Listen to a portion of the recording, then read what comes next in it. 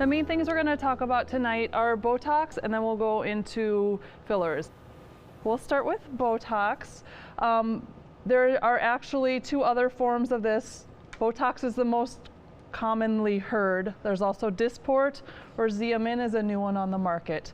They're all similar mechanism of action, but they last a little bit different amount of time. Some are supposedly a little more or less painful, and they cost a little bit different. So I'm going to just talk about Botox. That's what I have in my office, but those two other products are similar things. So Botox actually just celebrated its 10th anniversary last week. So it's been used for cosmetic indications for 10 years. And actually prior to that, for medical indications, I think since '87. It's indicated for a lot of different medical things, but in its cosmetic area, the place that it's FDA approved is in the glabellar area, which is right here. So you can see this girl on the left. This is the area we're talking about, so in the glabellar area. And you can see she makes this frown. And I don't have any Botox in, and you can see I could use some. This is her after 7 days. So she was injected in her procerus muscle is here, and then the corrugator muscle, the head and the tail of the corrugators. You don't need to know this, but the person injecting you should know this, okay? There are 43 different muscles in your face. You probably think of your face as just, you know, skin, and underneath is the bone. But underneath the skin, there are 43 different muscles. And so Botox works by stopping the muscle action. It stops the acetylcholine release, essentially the neuromuscular junction. So it doesn't affect the nerve, it affects the chemicals that are released that make the muscles function. So it's not permanent. It lasts about at least 3 months, 4 months, maybe a little bit longer depending on the person and the place you inject it, but it's not permanent. It is a neurotoxin, so at a higher dose it is something dangerous. This is nowhere near that. So this is the area that it's FDA approved for. We do use it as an off-label indication on other parts of the face. There are lots of other indications. You can use it for people who have really sweaty armpits or hands. It works there too. Lots of different medical uses, facial spasms. But here we see her after 7 days, and you can see she's trying, you can't really tell, but she's trying to do this and she can't because those muscles are quieted. And because she can't contract those muscles, she doesn't have these lines. Now, if she had lines that had developed there over time, they wouldn't necessarily be gone right away after 7 days, but potentially with ongoing use of Botox, you could have those kind of furrows that have formed soften and quiet and go away. Here she is after 90 days. She looks pretty similar, and now here she is at 4 months, and you can see just a hint, I don't know how well you can see on the screen, but you can see just a hint of it starting to come back. So the onset of action, so the first time you're going to notice that you're going to come in, you're going to get injected. It's going to start working after 3, 4, 5, usually around 3 or 4 days, but it could be up to 7 days. I usually have you come back after 2 weeks and we take a look and we make sure everything's just as we wanted it. Maybe if you need a little bit more, we do a little touch up, add a little bit more. But you should really get the muscle to be quiet. But then it's going to come back, and it's not like a light switch. It's not like it's on, it's off. It slowly comes on that 3 to 4 to 5 to up to a week, and then it lasts for 3 to 4 months, and then it's slowly going to come back. So some people, as soon as they see a little movement, they want to come back and be retreated. Some people wait till it all, you know, the muscle comes all the way back again. But that's kind of your preference. These are some of the terminology you might hear. Some people talk about the 11s. So if you have 2 furrows here, it's an 11 or a 1 on 1 or a 1. It's just the wrinkles that are formed from that muscle action. So the wrinkles that form are actually perpendicular to the direction of the muscle that's there. And I'll actually show you a little diagram of the muscle. So those 11s or 1s or 111s are from this muscle here, the corrugator. So because it's going in this direction, the wrinkles are this way. Here's the procerus. That's another muscle we inject in that glabellar region. And now you don't need to know all this, but the person injecting you does. Here's some of the different sites. So for forehead lines, these white dots are where we go. So I could use some of that. And at rest, you can, I don't know if you can see from there, but I do have wrinkles on my forehead at rest. So with continued use of Botox, I could quiet this muscle down. I wouldn't be able to do this as strongly. And with time, it could soften those lines. This is the glabellar region, which is what it's FDA approved for. This is to treat the crow's feet. There's also a location along here in the nasalis muscle. We call those the bunny lines, the little crinkly lines right here. You can do for superficial lines around the lips. Some people have kind of a cobblestone chin they don't like, or platysmal bands, or these things. So there's a lot of different indications for Botox. If you have a real gummy smile, I kind of have one, you can do a little Botox to relax that and lower the lip a little bit. So there's lots of different things. And what I do is I have people come in for a consultation. We talk about what are the areas that bother you.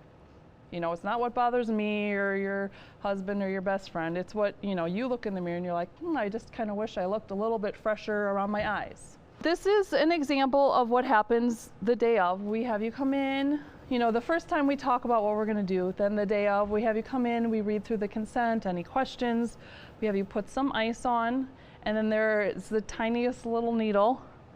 And afterwards, this is not the greatest picture either, but it's really a tiny little bit of swelling. Not much. My nurse usually touches you up with a little makeup and you can go right back to work and nobody's going to know the difference. You know, it might be a little bit swollen for an hour. Nothing worse than maybe a mosquito bit you would be kind of the worst that it looks. There is potential to get bruising from it. Uncommon, but potential. If you're on any kind of aspirin or blood thinner, then it's a little bit more common. But there's not a lot of downtime associated with it. In terms of, a lot of people will say, oh, is it painful? It's a tiny, tiny needle. It's kind of just like a little, I don't know. When I had it, I kind of felt like it felt crunchy. I don't know if anyone else is. It's just kind of like a little pop. It's a little bit of, a little pinch kind of, but it's nothing too bad in my opinion. So the two fillers that I offer in my office, and again, there's a bunch of different fillers. Historically, there were a lot of people used collagen.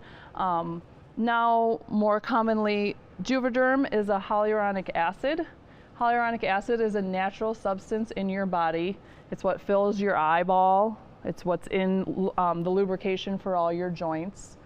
So it's a natural substance in your body, and it gets broken down with time. Radiesse is calcium hydroxyapatite. It's also another substance. It's got calcium, but it stimulates a little bit of collagen.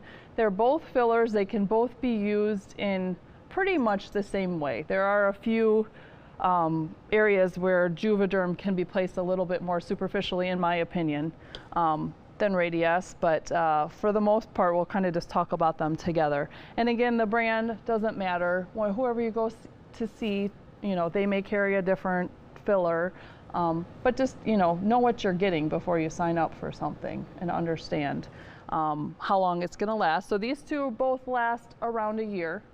Okay, depending on where you put it. If you put it in a place that's moving a lot, like in your lips, it's not going to last as long. If you put it in your cheekbones to augment your cheeks, it's going to last a lot longer because your cheeks don't move as much. So it kind of depends on where you put it. This is a before and after right off of the Juvederm website. One of the main indications for it is the nasolabial folds. So she had her nasolabial folds treated, and you can just see it look softer. Nobody's going to come up to you and be like, oh my gosh, your nasolabial folds look great. But they're going to say, you look fresh, you look good, you look like you got a good night's sleep. What, did you lose a little weight? They're not going to be able to put their finger on it, but it's just going to be a little bit of a glow, a little bit of, pick me up. And she has some lines down here too, we call them marionette lines. So those were filled as well. You can see they're not gone. You don't want them gone. That looks funny. But you want them softened. You don't want them as deep. With time, our face gets deflated. Okay, so it heads towards the ground and it loses volume. So fillers replace the volume. Okay, so people always talk about fillers and Botox, and some people get confused and they think they're all the same thing. They're very different. I mean, you heard what I said. The Botox, it makes your muscle be still. The filler is just plumping things up. So the filler, essentially, you're going to put it in an area where there's a line or a divot or a wrinkle, and you're going to put some filler under there to try and lift it up so it's not as deep. You're probably not going to take it completely away. You might, but you're softening the lines. And by softening that and filling it, it's a more youthful look. These are some examples from Radiesse. So again, here we're looking at the nasolabial folds, softened there. Again, nasolabial folds. I think these are all nasolabial folds. Here, I mean, they're pretty much gone. Here is an older patient. You can see. In my opinion, the fillers are a little bit more painful than Botox. We put on a numbing cream first, and then the filler actually has numbing medicine in it. So the first little poke and pass is a little bit, and it really depends on the person. Some people are like, oh, I didn't even feel that. And some people get a little tear in their eye. So I had it before the lidocaine was put in. This was a while ago, and it kind of brought a little tear to my eye. But I think most people tolerate it pretty well. Again, it's going to be the same type of maybe a little bit of swelling, maybe a tiny bit of pink from the injection just as a reaction to being injected. But you can go back to work. Nobody's really going to know the difference. With this, you can also get swelling and bruising possible. It kind of depends on if you're a person who bruises a lot, then you're going to be more likely to bruise. A little bit of swelling, but nothing too major. I wouldn't want to do it to you the day before your son's wedding. But as long as you don't have any major life events coming up, it's nothing that can't be covered up with makeup. So those are kind of the main things I wanted to point out, the differences between the two, some of the mechanism of how they work, the areas that can be addressed. So, I mean, I showed you Botox can go all over the face, but kind of as a beginning thought about it, if you kind of draw a line here, Botox works best up here and fillers work best down here. Or the majority of the indications are up here, down here. So fillers, we can do nasolabial folds, marionette lines. Some people have this kind of deep chin they don't like. Maybe you have a funny bump on your nose, we can kind of fill around it so it doesn't stand out as much. You can do lip augmentation. For some people who have really deep lines in this area, I would always say start with Botox. If we can make the muscle be quiet, but the lines aren't going away, you can fill under. Now the fill's gonna last a lot longer because the muscle's not there working at it. So they can be used in combination, either in combination on different parts of the face or in combination in one part of your face.